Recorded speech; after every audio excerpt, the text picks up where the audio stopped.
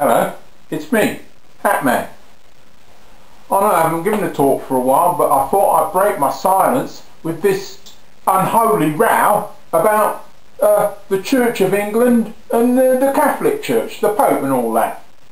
Well, you probably heard Rowan Williams, the Archbishop of Canterbury, only the premier religious holy person in the United Kingdom, has been accused of undermining and criticising their big brother, or some might say their big sister, the Catholic Church, headed by, yeah, you know who, Big Ben.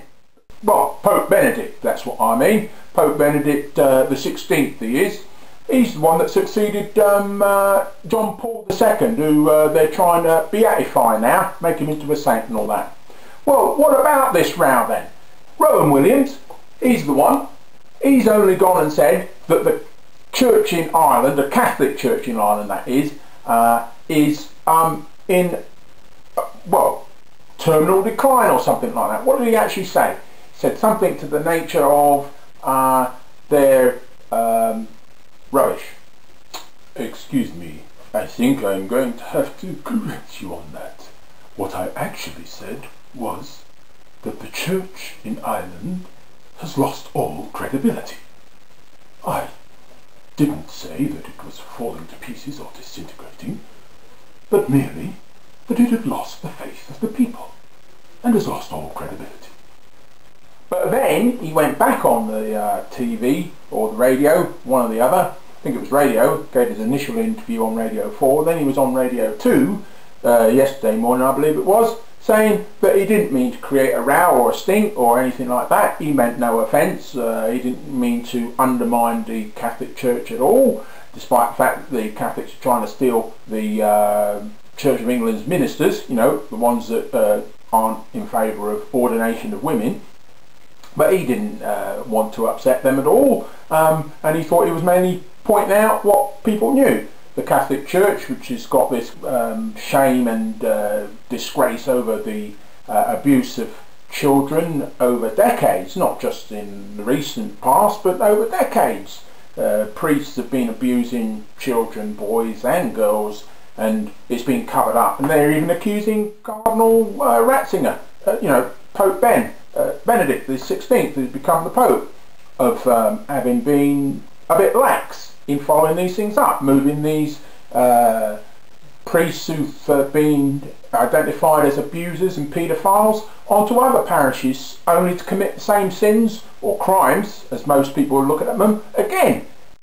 Well, I have already issued an apology and expressed my deep shame and distress at the sexual abuse scandal that has overwhelmed the Irish Church. We obviously are deeply distressed and concerned for those who have been affected by the shameful conduct of some of our priests, and we assure you there will be no attempt to cover up any of these sins from the past, and there shall be no reoccurrence of such diabolical acts. Well, of course, I issued no explanation of what I meant. It wasn't my intention to undermine the Catholic Church in Ireland. I have the deepest respect for our brothers and sisters in the Catholic Church. It's merely I was recognising the state of affairs that now exists and calling a spade a spade. If the Catholic priests cannot control themselves, is it any wonder that the people of the Catholic Church have lost faith in them? I don't mean to upset our Catholic brethren, but if they insist on trying to steal our ministers under the guise of ecumenicanism, well, I think it's only fair that we point out what our ministers on the right of the church are going to be letting themselves in for. As for comments made by people from foreign shores about the viability or the sanctity of the Catholic Church in Ireland, there is no more to be said. And, you know, this is what's not only undermined the Church in Ireland, the Catholic Church in Ireland, but in Boston, in the United States, I think they've paid out £2 billion in compensation to thousands and thousands, about 4,000 victims. They say there's about over 4,000 Catholic priests that have been identified as having abused their parishioners. I mean, no wonder people are losing faith, let alone in the priests and in the Catholic Church. If you can't trust the holy men, who can you trust? Bye for now.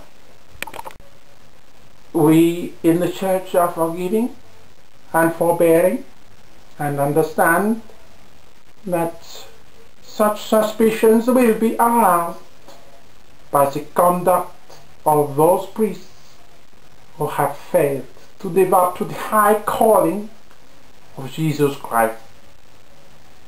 I say unto you today and tomorrow and yesterday that if we remain faithful and we do not flee to the Protestant churches, and we remain true to Christ and to his Pope, Il Papa, you will be saved. The Church will survive and go on, and the kingdom shall last forever.